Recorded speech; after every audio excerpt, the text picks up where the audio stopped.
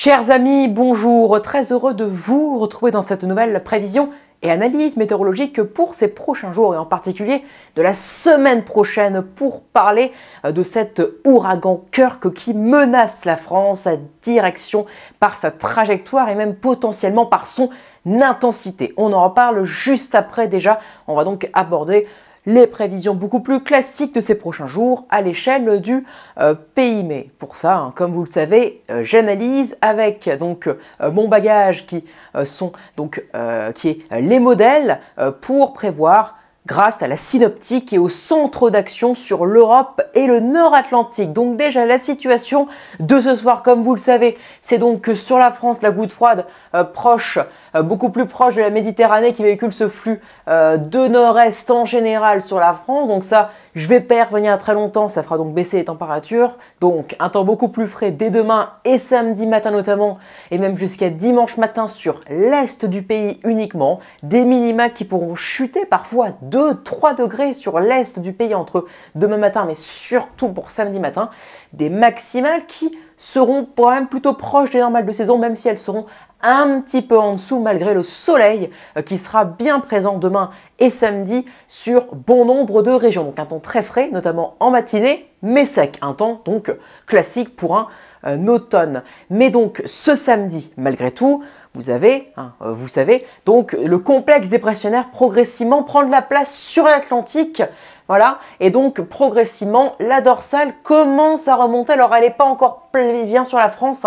Sur la France, lorsqu'elle monte le samedi, on a encore un petit flux de nord-ouest, mais c'est surtout donc ce dimanche, avec donc l'affirmation, si je puis dire, de ce complexe qui s'approche par ailleurs progressivement de l'Irlande.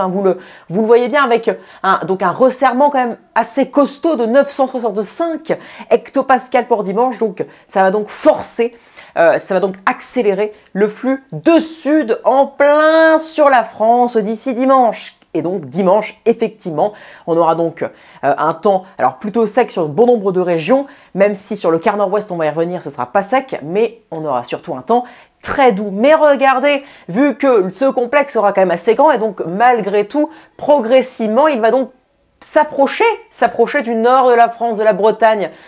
Il s'en approche et donc le Talweg va donc nous frôler. Et dès dimanche, ça va donc créer un petit choc entre l'air chaud et l'air frais qui va donc causer les premières pluies dès dimanche sur un quart nord-ouest. Mais c'est surtout, regardez, lundi, lorsque ce complexe dépressionnaire va donc cette fois-ci vraiment bien se rapprocher de la France, il sera donc très proche de l'Irlande malgré tout, eh bien il va donc pénétrer cette fois-ci beaucoup plus dans le pays, ce qui veut dire donc que malgré tout, voilà, ça va donc créer une énorme dégradation pluvio-orageuse sur bon nombre de régions.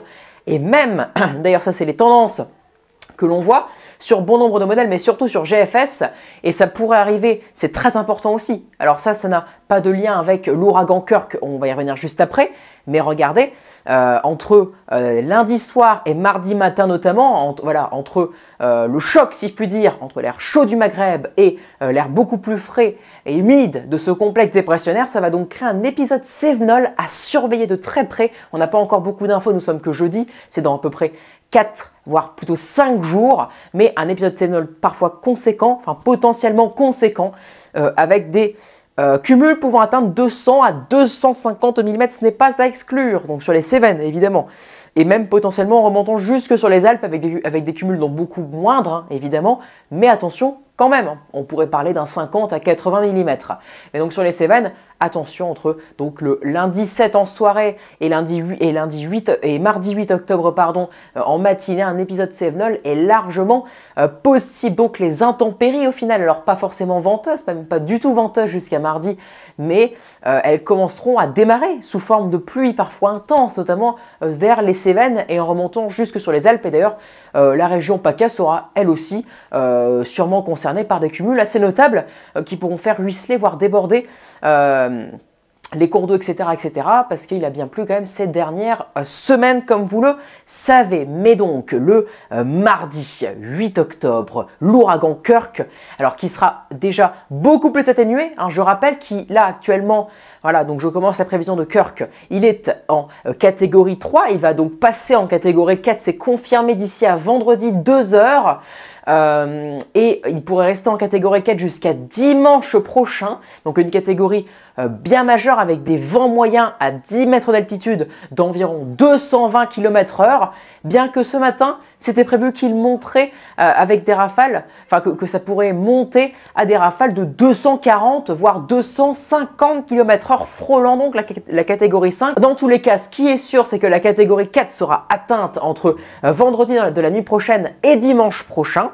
Mais dès dimanche, il va donc progressivement se desserrer, s'affaiblir. Voilà, c'est le terme que je cherchais, un terme tout simple.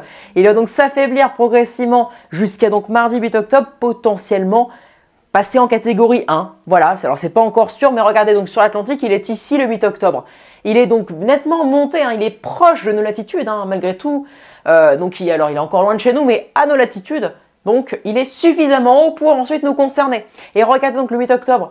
Je vous parlais donc de cet ouragan Kirk, donc qui sera encore un ouragan malgré tout, mais je vous parlais du complexe qui va donc déterminer sa trajectoire, parce que c'est grâce en fait ou à cause de ce complexe que l'on pourrait se taper ou pas cet ouragan Kirk. Hein, et il faut le rappeler, hein, tout dépend du complexe. Hein. Donc là on parle de l'ouragan, mais en fait tout dépend du complexe. Donc c'est lui qui va jouer le rôle clé, c'est lui qui va dire si l'ouragan passe chez nous ou s'il ne passe pas chez nous.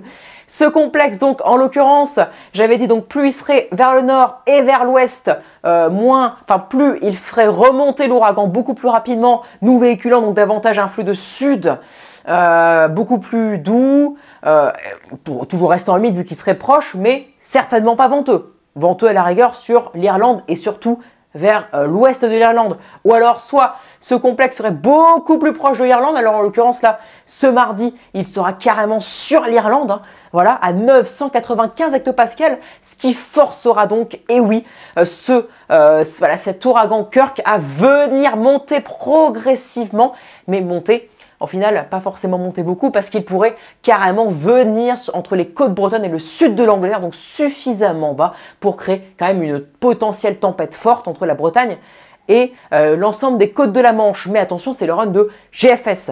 Sur d'autres runs, on est carrément sur une violente tempête. Attention, qui touche beaucoup de régions du Nord, parce que GFS me paraît encore très au nord par rapport à d'autres modèles et d'autres runs, des ensemblistes GFS ou des modèles européens CEP. Donc ça sera à confirmer, mais potentiellement que l'emplacement sera plus au sud et plus à l'est que ce qui était envisagé hier, ce qui forcera donc cet ouragan à venir vers les côtes bretonnes d'ici à jeudi 10 octobre à 2 h du matin. Voilà, là il est ici et donc il frappera la Bretagne. En l'occurrence, alors pas du tout avec une force d'ouragan, hein, rassurez-vous, mais avec une force de forte tempête. Voilà, tempête, disons extra-tropicale, comme on pourrait l'appeler malgré tout. Ou alors tempête tropicale, mais elle perdra ses caractéristiques tropicales très vite en arrivant, donc voilà comment on l'appellera.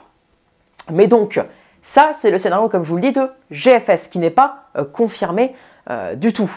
Parce que lui voit donc ça, vous le voyez donc jeudi, le complexe dépressionnaire qui était là mardi vers l'Irlande mourir complètement, parce qu'en fait il va se faire limite aspirer par l'air polaire, ce qui fera donc que concrètement ça permettra à cet ouragan d'aller plus au nord, alors que s'il reste plus puissant sur l'Irlande, voilà, ou même le sud de l'Irlande, peu importe, s'il reste plus puissant, eh bien ça forcera l'ouragan à rester beaucoup plus au sud de ce complexe et donc de passer en plein sur les régions de la moitié nord. Ça restera largement à confirmer, mais sachez dans tous les cas que si vous voulez un topo et les informations par rapport à hier, c'est que c'est confirmé, il passe en catégorie 4 dans les prochaines heures et jusqu'à dimanche avec des vents moyens pouvant atteindre 220 km/h, ça semble confirmé. Sa trajectoire, donc ça y est, elle est confirmée à être soit vers l'Angleterre ou soit vers le nord, la moitié nord du pays, et avec une intensité donc qui reste malgré tout largement inconnue, hein, ça il faut le préciser malgré tout, donc ça peut largement être encore un fort coup de vent, une tempête, une violente tempête ou même des rafales dignes d'un ouragan de catégorie 1, et dans ces cas-là on l'appellerait ouragan Kirk encore une fois, mais donc ça reste largement affiné. Et troisièmement, la chronologie qui semble davantage, parce que GFS est un peu en retard par rapport à d'autres, la chronologie moyenne moyenne, c'est que ça passerait le 9 en soirée. Ça aborderait les côtes bretonnes en fin d'après-midi ou en soirée, puis ensuite ça balayerait les régions du nord d'ici au 10 dans la nuit, enfin en fin de soirée du 9 au 10 octobre dans la nuit. Voilà donc pour les 3 points, donc ça semble se fiabiliser progressivement, mais on en reparlera très vite demain encore parce que c'est à surveiller de très près, parce que malgré tout, même s'il venait donner juste une simple tempête, sachez qu'avec tous les arbres qui sont en feuilles, malgré tout, parce que oui, nous sommes début octobre et l'automne a été, ce début d'automne a été beaucoup plus frais que les précédents, mais c'est un automne normal et pour les automnes normaux, eh bien, les arbres commencent à se vider réellement de leurs feuilles entre fin octobre et début novembre. Ce n'est pas encore le cas, donc les arbres ont malgré tout encore beaucoup de feuilles. Donc déjà, juste une simple tempête avec des rafales de 120, 130 sur les côtes et 100, 110 dans les terres, juste une simple tempête, ça peut créer de nombreux dégâts avec ces arbres en feuilles. Alors je vous dis même pas si on devait avoir une forte tempête et encore pire, si on devait avoir une violente tempête comme certains modèles le voyaient ce matin, le voient encore ce midi et le verront peut-être encore ce soir. C'est à affiner largement. Je vous dis à demain. N'hésitez pas donc à vous abonner, à liker si vous avez aimé la vidéo. Et d'ailleurs pour me soutenir aussi, parce que d'ailleurs c'est gratuit, à partager aussi, hein, c'est très important, à poser des questions si vous en avez, même si je ne suis pas sûr de répondre à tous les commentaires parce qu'il y en a donc beaucoup plus, hein, beaucoup se précipitent pour avoir des réponses à leurs interrogations sur cet ouragan, ses conséquences, sa trajectoire, etc. Et sinon, eh bien moi je vous dis à demain. Merci pour votre écoute. Ciao!